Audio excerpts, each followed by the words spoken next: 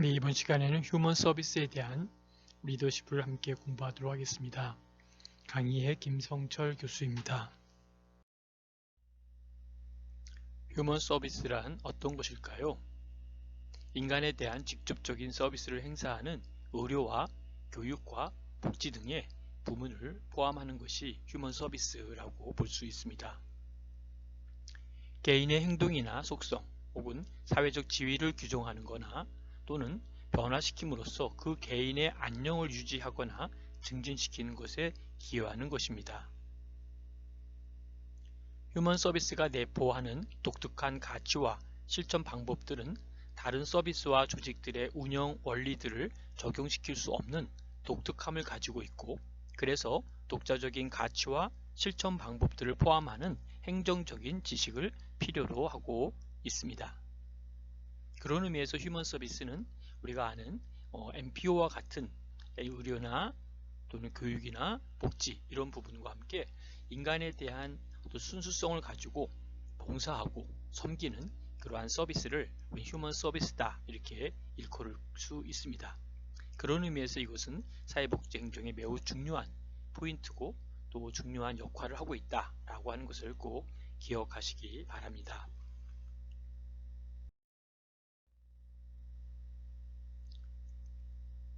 그런 의미에서 HSO, 휴먼 서비스는 인간의 존재와 사회복지 행정의 관계 속에 매우 중요한 역할을 하고 있습니다. 좀 더 구체적으로 본다면 사람과 함께 사람에 대해서 직접적으로 일을 하는 것이 바로 휴먼 서비스다라고 볼 수 있습니다. 더 나아가서는 사회복지 서비스는 서비스의 대상이 되는 인간들을 직접적으로 변화 혹은 유지하기 위해서 제공하고 있습니다. 그리고 변화나 유지의 대상자인 클라이언트는 곧 서비스를 위한 원료이기도 합니다. 서비스 결과 발생하는 산출물도 바로 이러한 의미에서 휴먼 서비스다라고 볼 수 있는 것이죠. 큰 의미로 본다면 우리가 인간의 존재와 사회복지 행정인데요. 하나씩 그것을 좀 더 구체적으로 살펴보는 시간을 갖도록 하겠습니다.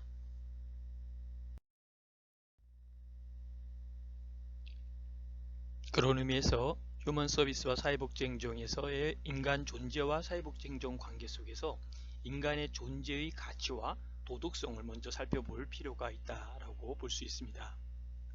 인간 존재의 가치와 도덕성에 대한 측면이 휴먼 서비스의 가장 근원적인 그런 특성을 형성하고 있고, 더 나아가서는 휴먼 서비스 행정의 공통적인 가치는 바로 여기에 근거하고 있다라고 우리는 볼 수 있습니다.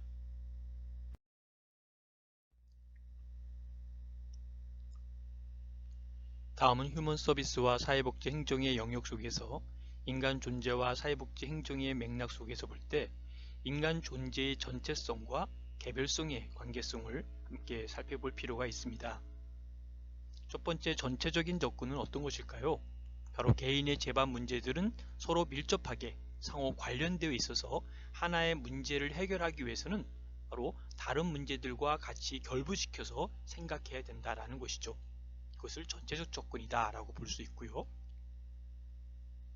다음은 개별적 접근을 살펴보면 인간 욕구의 개별성에 대한 강조는 이 표준화를 배격하고 있다는 것이죠. 그래서 주문자 생산 방식으로 개인의 개별화된 그 욕구를 진단하고 또 그에 적합한 서비스 계획을 세우는 것이 중요하다라고 볼 수 있습니다. 결론적으로 말씀드리면 인간 존재의 전체성과 개별성은 전체적 접근과 함께 개별적 접근이 둘 다가 함께 공존하고 함께 진행해야 되는 것이 우리가 기억하고 또 생각해야 될 하나의 접근 방법이다. 이렇게 이해하시면 되겠습니다.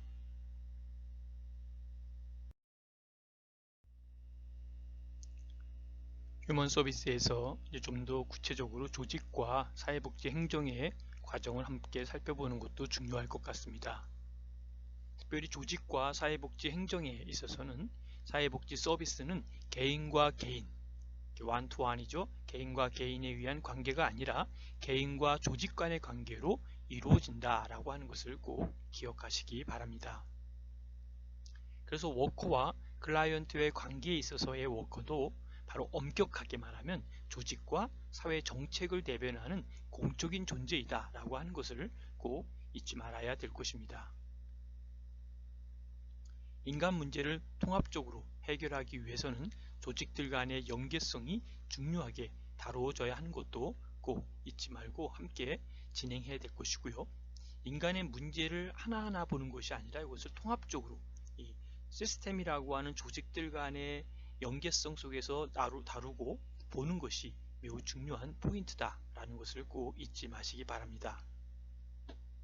더 나아가서 개별 조직과 서비스들을 연계하거나 또는 통합하여서 개인 욕구의 전체성과 통합성을 확보하기 위한 노력이 매우 중요한 하나의 요인이 된다라는 것을 꼭 기억하시기 바랍니다. 그런 의미에서 이제 조직이라는 것은 이제 하나의 그냥 조직으로 끝나는 것이 아니라 조직은 또 조직과의 관계로 연결되면서 사회복지의 행정은 개인과 개인도 물론 중요합니다. 그러나 더 중요하고 더 소중한 것은 개인과 개인의 관계만이 아니라 개인과 조직과의 관계 속에서 이루어지는 하나의 맥락을 꼭 잊지 말고 함께 협업하고 함께 진행하는 것이 매우 의미 있다라고 볼 수 있습니다. 그런 의미에서 이제 인간의 문제는 한 문제만 보는 게 아니라 통합적으로 전체적으로 바라보는 그러한 시각이 무엇보다도 매우 중요한 포인트다라는 것을 꼭 기억하시면 좋겠습니다.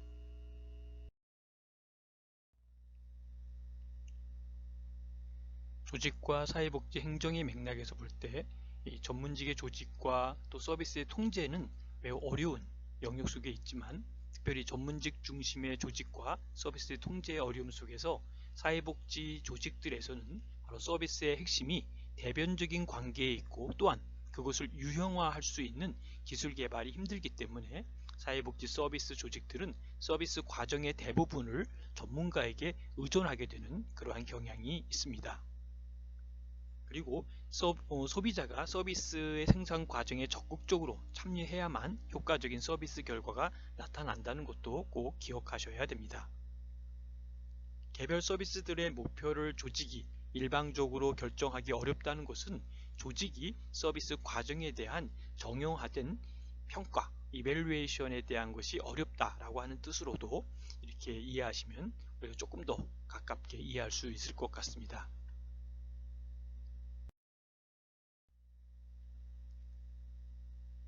좀 더 구체적으로 본다면 조직들 간의 상호 관련성이라고 볼 수 있는데요. 이것은 사회복지 서비스는 개별적으로 독자적인 기능들을 발휘하는 조직들의 단순 집합이 아니라 서로 간의 보완적인 기능을 발휘하는 전문직들 간의 분야들 간에 더 나아가서는 상호 의존적 조직망으로 이해되어야 된다는 것이죠. 좀 더 이것을 좀 전문적인 용어로 체계적 관점으로 본다라고 하는 것으로 이해하시면 조금 더 우리가 이 바라보는 조직들을 바라보는 상호 관련성을 이해하는 데 도움이 될 줄로 압니다.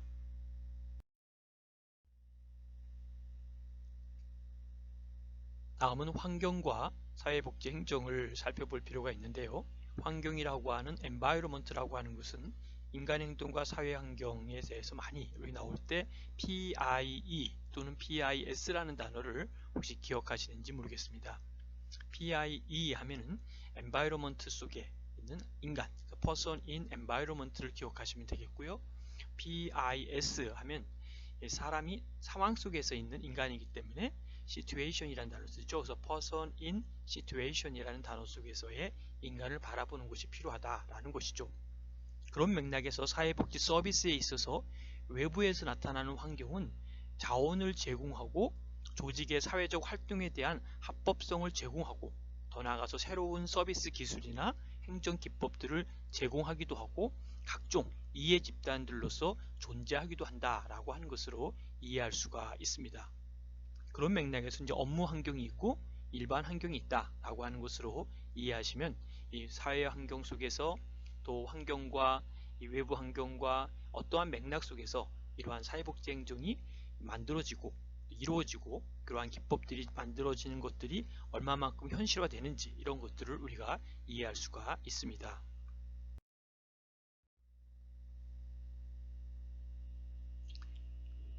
이러한 환경 속에서의 관계를 볼 때 이러한 것을 첫 번째 볼 때 외부 환경에 의존한다라는 것을 우리가 볼 수 있습니다. 서비스 생산에 필요한 자원들의 대부분을 조직이 자체적으로 해결할 수 없기 때문에 자원을 통제하는 외부 환경에 대한 의존이 많아질 수밖에 없고 또 의존할 수밖에 없다라는 것을 우리가 이해해야 됩니다. 두 번째는 환경은 역동적이다, 다이나믹하다라는 것이죠.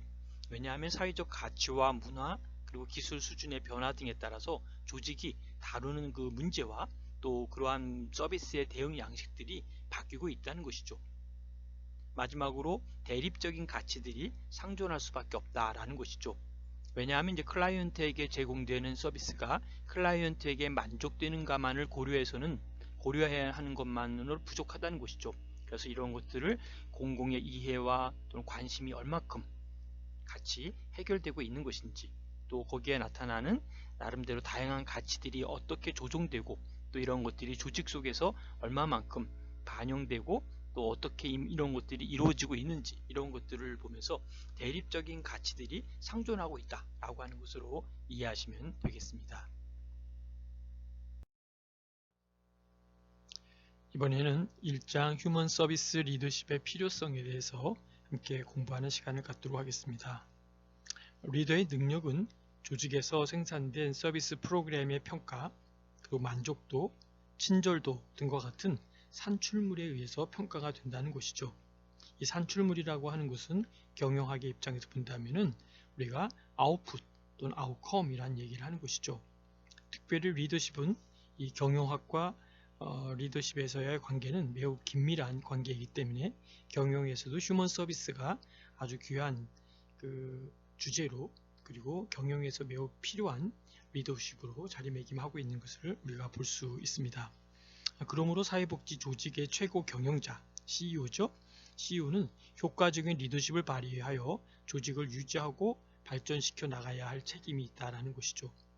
특별히 사회복지 조직의 리더는 지금과 같이 한정된 환경에서 자원을 동원해야 하며 다양한 경쟁의 환경체제로 변화하는 사회복지 환경에서 성공적인 과업 수행을 위해서는 일반 사기업체의 최고 경영자와 같은 혁신적인 리더십이 필요하다라고 볼 수 있습니다.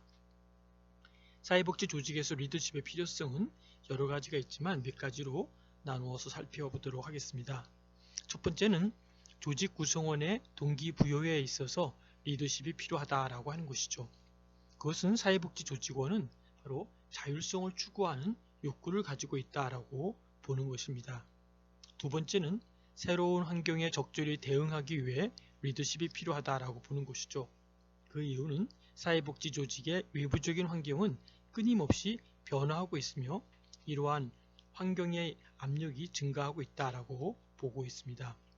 세 번째는 신기술, 다시 말하면 새로운 구조와 같은 변화 요인을 조직에 통합시키기 위해 리더십이 필요하다라고 보는 것입니다. 그래서 사회복지 서비스 분야에서 새로운 기술이나 새로운 구조의 도입이 활발하게 진행되고 있다라고 보는 것이죠. 마지막 네 번째는 조직 목표를 일치하기 위해 리더십이 필요하다라고 하는 것이죠. 그 이유는 사회복지 조직의 목표와 그리고 조직 구성원의 목표가 일치하지 않을 수 있다는 것이죠. 이러한 두 목표 사이에 가능한 많은 부분이 일치할 수 있도록 노력하기 위해 리더십이 필요하다라고 볼 수 있습니다. 자, 여러분, 휴먼 서비스 리더십의 필요성에 대한 부분을 함께 보면서 특별히 사회복지 조직, 다시 말하면 이 부분을 휴먼 서비스 조직이다 라고 볼 수 있죠.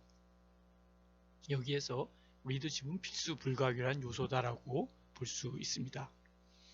사회복지 조직의 상황에서 볼 때는 전문가의 자율성의 욕구와 또 조직의 통제 욕구, 이 두 관계 속에서 긴장이 생기게 되죠. 근데 이것은 곧 나름대로 구성원들의 조직의 규칙과 규정을 준수하도록 하기 위해 리더십이 요구되고 있다라고 보는 것이죠. 자, 그리고 사회복지 서비스 분야는 지속적으로 변화하는 환경적 압력이 증가하고 있다는 것이죠. 그리고 외부 요구에 따른 변화를 모두 고려한 조직 체계를 갖는 것은 불가능하기 때문에 리더십이 더욱더 필요하다라고 볼 수 있습니다. 그리고 최근 사회복지 조직의 규모와 업무량이 확대되고 있기 때문에 업무의 처리의 전문성과 또 신속성이 요구되는 사례가 증가되고 있다는 것도 아시기 바랍니다. 휴먼 서비스 리더십의 필요성을 조금 더 볼 수 있는데요.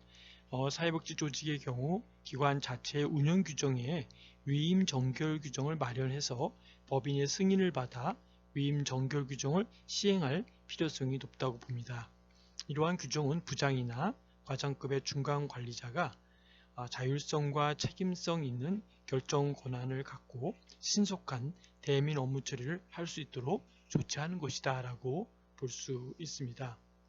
특별히 리더십은 개인의 행동이나 그리고 행동에 대한 수준이죠. 리더십은 개인 행동의 수준이나 또 집단 행동의 수준 그리고 조직체 행동의 수준에서 개발할 수 있는 부분이 있다라고 볼 수 있습니다.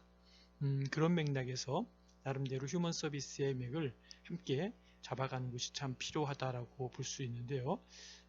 여러 가지 개인이나 집단이나 여러 행동들이 있지만 그 나름대로의 개발하는 여지를 두고 휴먼 서비스 리더십을 함께 만들어가는 것도 매우 유용하다라고 볼 수 있습니다. 그 다음에 이제 슈퍼비전에 대한 얘기를 잠시 할 텐데요. 슈퍼비전에 대한 개념을 한번 살펴볼 필요가 있습니다. 특별히 슈퍼비전에 대한 부분을 어떻게 볼 수 있느냐라고 하는 개념을 정리하는 것 중에 슈퍼비전이다 라고 하는 것은 라틴어로 보면은 슈퍼라고 하는 말과 나름대로 그 슈퍼라고 하는 것은 위에서 본다라고 하는 그런 비전이자 그러거든요. 이제 비전이라는 것이 비데르라고 하는 말로 관찰하다 또는 그 어떤 면을 본다라는 뜻에서 우리가 유래되어 있다는 것이죠. 그래서 슈퍼비전은 위에서 이렇게 보는 것이죠. 직역을 하면. 그런데 사회복지 행정에서는 이것은 감독이나 통제라는 의미로 보다는 상대방을 지지해주고 격려해주고 지도해주는 그리고 필요한 정보를 제공해주는 등의 의미로 사용된다고 볼 수 있다는 것이죠.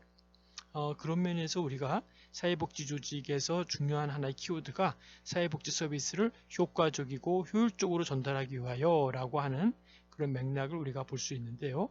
여기에서 우리가 지식과 기술을 잘 사용하도록 도와주는 활동이다 라고 볼 수 있다는 것이죠.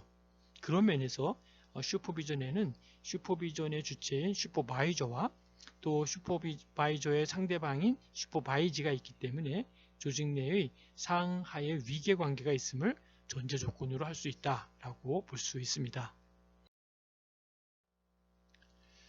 슈퍼비전의 개념을 우종모 학자는 뭐라고 얘기하냐면요.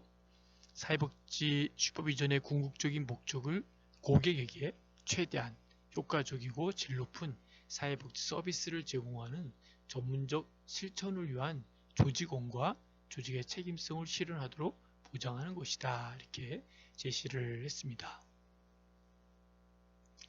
그러면 이어서 슈퍼비전의 기능을 한번 살펴보도록 하겠습니다.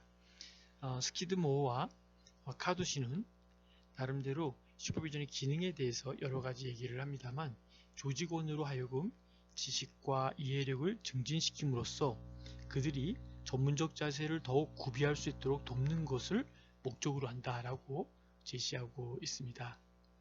특별히 스키드모어는 사회복지 업무에 대해 슈퍼비전을 할 수 있는 슈퍼바이저의 조건을 몇 가지로 제시를 했습니다. 그 중에 첫 번째가 슈퍼바이저가 갖추어야 할 가장 중요한 것은 자질이다 라고 보았습니다. 특히 서비스에 대해 전문적인 지식, 태도, 실천 기술과 같은 것들뿐만 아니라 조직에 대한 이해와 기관이 제공하는 제반 서비스들에 대한 지식도 함께 갖추어야 한다라고 보고 있습니다. 두 번째는 사회복지 실천 기술에 대한 전반적인 이해와 함께 특정 전문 분야에 대한 탁월한 실천 기술을 소유해야 한다라고 보고 있습니다. 스키드모어는 세 번째, 슈퍼바이저는 다양한 문제 상황과 의문들에 처하게 된 슈퍼바이저들이 쉽게 자신을 찾을 수 있도록 해야 된다는 것이죠. 슈퍼바이저와 슈퍼바이지의 그 관계는 여러분들 잘 아시지 않습니까? 슈퍼바이저는 이제 지도와 감독을 하는 사람이고, 슈퍼바이지는 그런 슈퍼비전을 받는 사람들이죠. 그러니까 슈퍼바이지들이 쉽게 자신을 찾을 수 있도록 해줘야 된다라는 것이죠. 왜? 다양한 문제 상황과 의문들에 처하게 되었을 때 그들이 그 슈퍼 자신들이 자신을 찾을 수 있도록 해주는 것, 이것이 슈퍼바이저가 해야 될 가장 중요한 조건이다라고 볼 수 있습니다.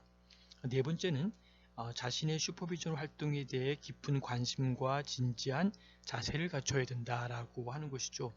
왜냐하면 이러한 자세가 슈퍼비전을 받는 슈퍼바이지들에게는 업무를 습득하는 데 있어서 긍정적인 동인으로 작용한다라고 볼 수 있다는 것이죠. 다섯 번째는 제반 실천 활동들에 대한 자신의 지식이 불완전할 수도 있음을 솔직하게 드러내야 한다라고 볼 수 있습니다. 때로는 실수도 할 수 있음을 보여줄 수 있어야 하고요. 여섯 번째는 칭찬과 인정을 아끼지 않는다라는 것이 중요한 포인트라고 볼 수 있습니다. 왜냐하면 이러한 긍정적인 보상이 워커들의 동기를 유발하고 또 전문성의 개발을 꾀하는 데는 필수적이다라고 볼 수 있습니다. 네, 그리고 컨설테이션의 개념을 함께 보도록 하겠습니다. 이 컨설테이션이라는 것은 기업에서의 컨설팅과 같은 의미이며 또 궁극적인 목적은 문제 해결을 위한 대안을 제공하는 것이죠.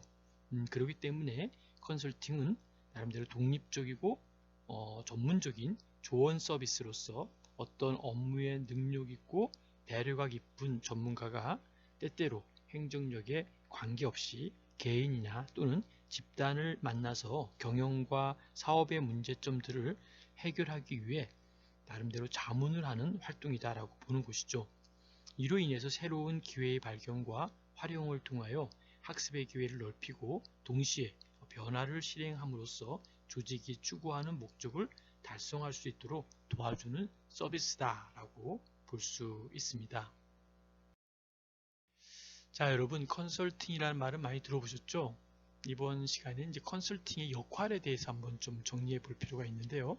컨설팅의 영역을 먼저 살펴볼 필요가 있겠죠. 컨설팅의 영역은 서비스의 범위에 따라서 이제 여러 가지로 나누어서 보는 경우가 많습니다. 그런데 여기에 이제 우정무 학자는 뭐라고 얘기했냐면 컨설팅에 대한 스타일을 기준으로 보면서 이 R이라고 하는 리소스라고 하는 단어를 쓰면서 자원과 또 과정이라고 하는 프로세스, 이 두 개의 단어를 핵심 키로 뽑았습니다. 그래서 여러분들이 기억할 것은 리소스라고 하는 단어의 R과 프로세스의 P, 이 P와 R을 잘 구분하는 것이 매우 중요한 포인트가 된다라고 볼 수 있습니다. 그래서 이 사회 환경에 따라서 이제 컨설턴트는 뭐라고 얘기하냐면 조직의 경영과 업무상 해결해야 할 문제나 과제에 대해서 전문적 식견을 가지고 조언과 지도를 제공하는 전문 직업인이다 라고 보고 있는 것이죠. 그래서 나름대로 이제 R이라는 리소스와 프로세스의 이 과정, 이 두 개의 관계가 많은 그 관계성에서 컨설팅을 하는데 큰 맥을 같이 하고 있다는 것을 기억하시면서 컨설턴트 역할을 조금 더 구체적으로 보도록 하겠습니다. 컨설턴트 역할은 일반적으로 자료를 확보하는 것이 첫 번째 들어가죠. 그래서 어떠한 자료를 확보하느냐 이 부분에 따른 이제 결과도 달라지겠지만 더 나아가서는 문제 부분을 검색하는 부분도 있고요. 그리고 심리적인 유대 증진과 개인과 개인 그리고 집단과 집단 간의 그 관계가 매우 중요한 포인트를 잡고 있고 또 개인과 집단 간의 연계 그리고 의사 전달의 매개체를 제공하는 것. 그래서 좀 정리를 한다면 개인과 개인의 그리고 그 나름대로 집단과 집단 간의 관계가 있지만 또 개인과 집단 간의 연계에 대한 이 커뮤니케이션에 대한 매개체가 매우 중요하다라고 하는 것이죠. 그런 면에서 또 보류라고 하는 그러한 부분에서 보류의 과정 분석과 진단 그러니까 과정 속에서 나타나는 분석을 진단하고 더 나아가서는 구성과 논점에 대한 재구성하는 것 그리고 논점과 재구성의 환류에 대한 권유 좀 말이 좀 이렇게 복잡한 그 하나의 그 스펙트럼처럼 얘기를 해드려야 되는데 이 환류에 대한 권유, 다시 말하면 피드백이라는 말을 많이 들어보셨죠? 그러니까 다시 말하면 지금 말씀드렸던 이러이러한 관계 속에서 피드백에 대한 권유와 또 나름대로 배관공과 산부인과 의사와 같은 또는 배관공이라는 건 뭘까요? 뭔가를 쭉 연결해 가지고 이 파이프라인을 연결해서 그 배관을 어딘가 좀 고장이 나지 않았나, 어디가 문제가 있지 않느냐라고 하는 배관공에 대한 부분에 그 어떤 그 사람의 커리어, 그 사람의 어떤 그 분야 이런 부분들을 우리가 배관공이라는 말을 사용을 한 거고요. 또는 뭐 산부인과 의사와 같은 산파역, 그러니까 산부인과 의사로서 어떤 출산을 위한 그런 프로세스, 그것이 바로 컨설팅에 대한 갖고 있는 역할이다라고 보는 것이죠. 그런 면에서 이제 뭐 어떤 탐구 정신과 또 고취, 그러니까 탐구 정신에 대한 것들을 좀 더 그 많은 어떤 역할과 무슨 과정을 보면서 특히 아까 말씀드렸던 두 가지의 단어 리소스와 프로세스 속에서 무언가를 만들어내려고 하는 그러한 어떤 정신적인 열정이나 이런 고취가 있다는 것이죠. 그리고 그 가운데 나타나는 갈등이 있는데 그 갈등에 대한 관리의 조력, 이런 부분들이 바로 컨설팅이다 라고 보는 것이죠. 더 나아가서 이제 사회복지적인 측면에서 살펴본다면 사회복지 조직에서의 일반적으로 사회복지 시설의 업무 지침에 의해서 각 조직별 의무적으로 설치된 운영위원회의 교수진이 또는 회계사, 노무사, 변호사 등의 전문가에 의뢰하여서 컨설팅을 정례화하는 것이 필요하다라고 보는 것이죠. 그런 면에서 이제 컨설팅의 역할은 그러한 그 리소스와 프로세스의 관계와 또 이러한 여러 가지의 어떤 산파 역할까지 하는 이러한 모든 과정들, 이 모든 과정의 전체 프로세스의 과정들이 바로 컨설팅의 역할이다. 이렇게 큰 틀로 이해하시면 좋을 것 같습니다. 컨설테이션 추진 시 초기에 점검해야 될 사항이 몇 가지가 있습니다. 첫 번째는 공동의 문제 정의는 어떤 문제에 대하여 고객이 인식하고 있는 개념과 그리고 컨설턴트가 인지하고 있는 개념을 비교 논의함으로써 서로 간의 개념에 합의해야 한다라는 의미를 갖고 있습니다.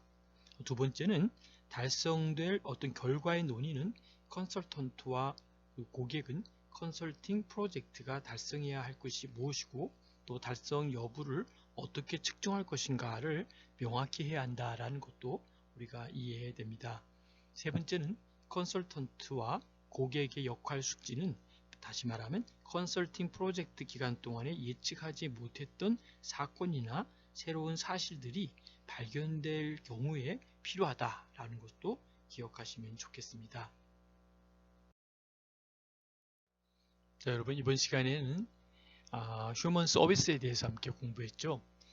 휴먼 서비스 좀 여러 가지 다양한 매개체를 보았고 또 컨설팅까지 보면서 우리가 가져야 될 나름대로 복지적인 그런 휴먼 서비스에 대해서 조금 더 도움이 되셨기를 바랍니다. 끝까지 경청해 주셔서 감사드리고요. 질문과 토론은 저한테 카톡으로 남겨주시면 함께 토론과 또 질문에 응하도록 하겠습니다. 수고하셨습니다.